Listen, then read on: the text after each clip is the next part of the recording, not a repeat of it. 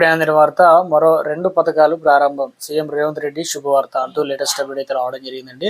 So ఆ వివరాలు ఏంటనేది కూడా వీడియోలో తెలుసుకుందాం. వీడియోని చివరి చూడండి, అర్థమవుతుంది. మొదటిసారి ఛానల్ వస్తే తప్పకుండా సబ్స్క్రైబ్ చేసుకోండి.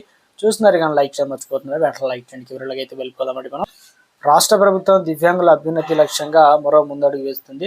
రాష్ట్రంలోని దివ్యాంగుల, వృద్ధులు, చిన్నారుల కోసం ప్రభుత్వం ప్రతిష్టాత్మకంగా రూపొందించిన బాల భరోసా పరిణామం అనగా ఆ ప్రమాణ పథకాలకు సంబంధించి నెల 12న రేవంత్ రెడ్డి అయితే ప్రారంభించబోతున్నారనమాట. దివ్యాంగులకు సంబంధించిన సాధికారత కోసం ప్రభుత్వం 50 కోట్లతో కేటాయించనుంది. దీనిలో భాగంగా 43.22 కోట్ల విలువైనటువంటి సహాయక పరికరాలను 7,000 మందికి అర్హులైన లబ్ధిదారులకు పంపిణీ చేయనున్నారు.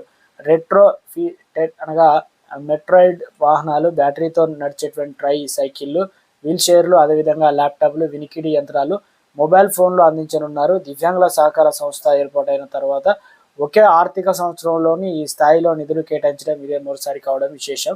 సో వృద్ధుల మానసిక ఉల్లాసం సంరక్షణ కోసం రాష్ట్ర వ్యాప్తంగా 37 ప్రమాణం డే కేర్ సెంటర్లను ప్రభుత్వం మంజూరు చేసింది. హైదరాబాద్, రంగారెడ్డి, మేడ్చల్, మల్కాజ్గిరి, హన్మకొండ జిల్లాలో 2 చొప్పున, మిగిలిన 29 జిల్లాల్లో ఒక్కొక్కటి చొప్పున వీటిని ఏర్పాటు చేస్తున్నారు. ఉదయం 9 గంటల నుంచి సాయంత్రం 6 గంటల వరకు పనిచేసేటువంటి కేంద్రాల్లో లైబ్రరీ, ఇండోర్ గేమ్స్, టీవీ, అదేవిధంగా ఇంటర్నెట్ సదుపాయంతో కూడిన కంప్యూటర్లు ఉంటాయి.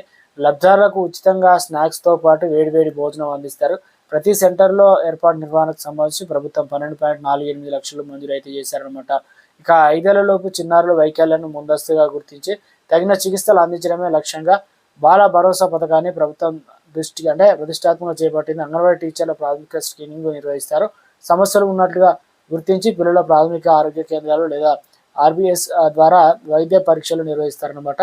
అవసరమైనటువంటి పిల్లలకు ఉచిత శస్త్రచికిత్సలు, థెరపీ, పునరావాస సేవలను ప్రభుత్వం అందిస్తుంది. దీని ద్వారా వైకల్య రహిత తెలంగాణను నిర్మించాలని ప్రభుత్వం లక్ష్యంగా పెట్టుకుంది.